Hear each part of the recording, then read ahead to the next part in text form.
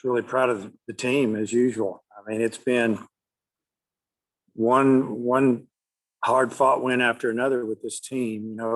Game one, we came out and pitched extremely well. I thought Wicklander was the best he's been all year, and just kind of went away with 2 outs in the fourth.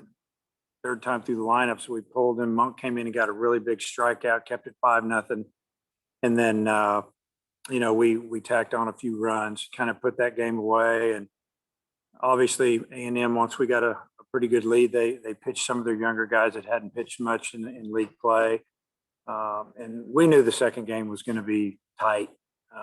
Whenever you do that, you score that many runs, and against a good team that can pitch, you just kind of know that it's going to be 3-2, 2-1, and that's what we got. We hung in there. We pitched really well. We got just enough hits. We played good defense all day. Didn't make an error. 2 ball games, and ultimately that might end up being the difference. But 2 wins in one day against an SEC team is a real good day. Bob. Yeah, Dave, you guys only gave up 1 run in 18 innings. Just what do you think of the pitching, on the day overall? And Paulette's start obviously was very impressive. Well, I mean, obviously we give up, like you said, 1 run, 18, 19 innings, whatever it was. Just a great job. I mean, it's like everyone we put out there did their job. Threw a lot of strikes. I think we only walked 5 on the entire day. 18 innings, 5 walks, pretty good. And maybe it was 19 innings. I don't know. But, just a tremendous job.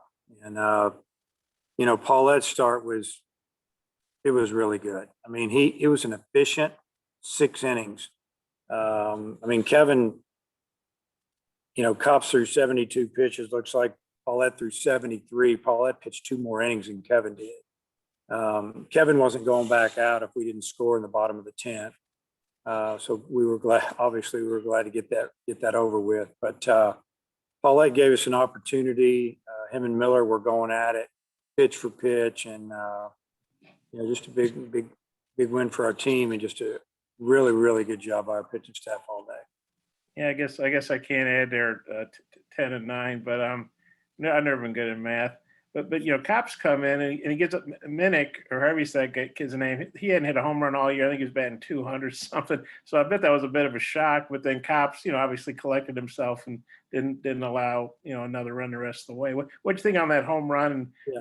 It was a mistake. I mean, it was an 0-2 count. If it had been a 2-2 count or 2 balls, 1 strike, 3-1, kind of just tip your cap. But it was an 0-2 count. The ball was supposed to be down, and he left it up, and he put a good swing on it and drove it out of the park. I mean, but like you said, Kevin being a veteran, he handled it. He didn't let it rattle him too much, and he got us back in the dugout, tied up, and then kept getting through it. Kevin didn't have his best stuff tonight. It's just the way it worked, but he had just enough. Thanks. Seth. Hey, Dave, was there any thought to bunt Wallace there with 2 guys on, nobody out? Well, there's always that thought, but if I bunt Wallace, if he gets it down and they advance, you got 1 out. They're gonna put Slavens on. You got the bases loaded, and you still have an opportunity to hit into a double play. So, I mean, that's the middle of the order. I didn't want to bunt the middle of the order tonight, and it worked out. And then all 3 batters that came up in that 10th inning, they put the ball in play. How key was that, and were y'all starting to figure out that A&M pitcher? Yeah, I mean, yeah. I don't know if we figured him out, but we did a better job. Chandler's a good pitcher. He's their guy out of the pen, and he's hard to hit. I think we ended up getting 4 hits and off of him, and maybe we hit a couple of them hard. Wallace hit a ball extremely hard. It was caught in center field about 395. But, I think we were starting to get to him just a little bit, took some better swings, but his stuff's awfully good. Randy. Dave, if you would elaborate on your pitching through 2 games today, just 8 hits, 1 run, and 19 innings. talk about your pitching overall. Well, I think what they did is, they made A&M earn everything they got. Like I said, there was just a few walks in each game, a lot of strikeouts. When they did put the bat on the ball, we seemed to take care of it pretty good. And, that's what you want from your pitchers, let the other team put the ball in play, pitch to contact most of the time. Obviously, there's some times that you need a strikeout, but make them earn it, and that's what we did. And we talked about it after the game. I don't keep them very long after the game. They only listen to you for about 30 seconds anyway. So I've learned that over the years. But that they did a great job, every one of them, and they gave us a great opportunity to win each game, and we did. And did Goodhart have anything to do on that hard slot into second base that possibly could have created the bad throw?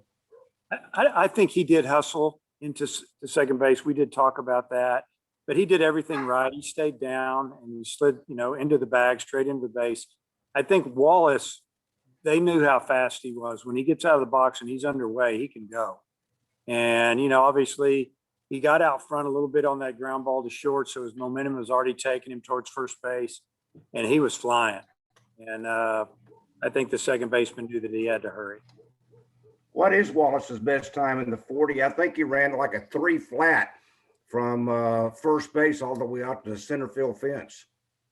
Yeah, to get chased, but that was good for him. I don't know what his 40 time is. His 60 time, baseball uses 60. He's about a 6'5", 60 guy, which is really good, especially when you're as big as he is. Bob, will come back around to you.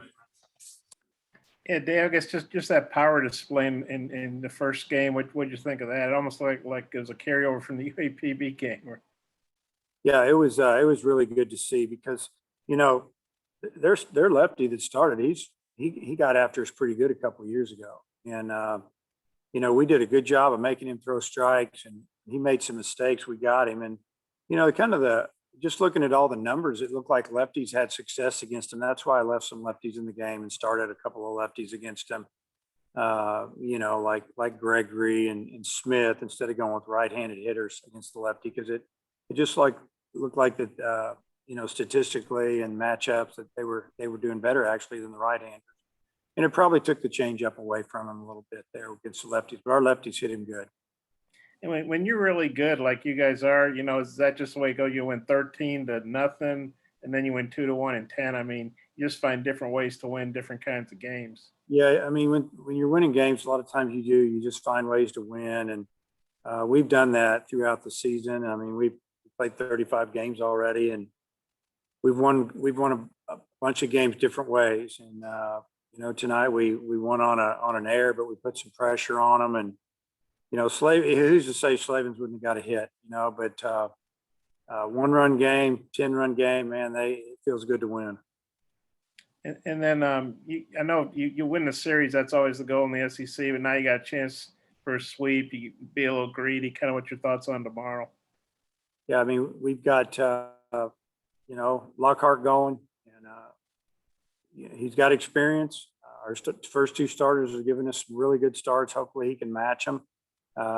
We've got most of our bullpen. Obviously, we don't have Kevin, and we wouldn't come back with him, but we could bring Monk back for an inning if we needed to, and we've got everybody else available. And we're going to do all we can to win tomorrow. That's for sure. Thanks, Dave. Okay. Seth, anything else? Yeah, just Opitz, I think he got 1 inning of rest, but him catching 17, 18 innings today. Are you concerned about bringing him back tomorrow at all? No, not at all. I mean, he would be highly upset if I didn't catch him tomorrow. And he's a full-grown man. He can handle it, and he can rest on Monday.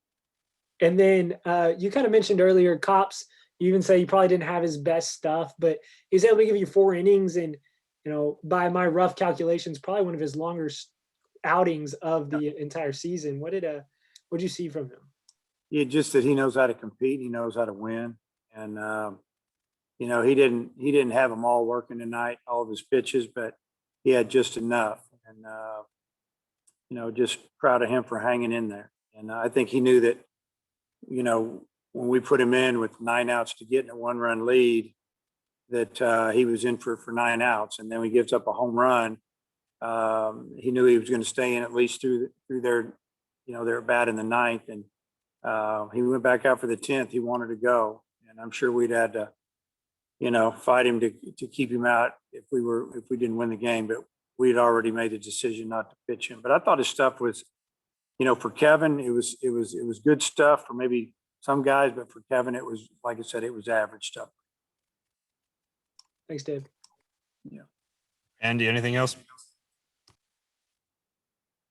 Yeah, Dave, talk about Matt Goodhart, in particular, that last at bat where he basically goes inside out to hit the ball to left field. On the day, he was 4 for 8 with 2 home runs and 2 RBIs. I mean, he looked like a pro at times up there at the bat battling the A&M pitchers. Yeah, Matt, when he gets hot, he can hit with anybody in the league. And he wasn't just trying to unload and hit one out of there and end the game. He knew what type of pitcher he was facing, a tough lefty against a left-handed hitter. And he just wanted to get a base hit, and that's what he did. He just stayed inside the baseball and drove it. I have a big dog. I apologize. All right. He wants to go out. It's a Great Dane. Better get it out. Appreciate your time, Coach. Okay, Thank you. thank you.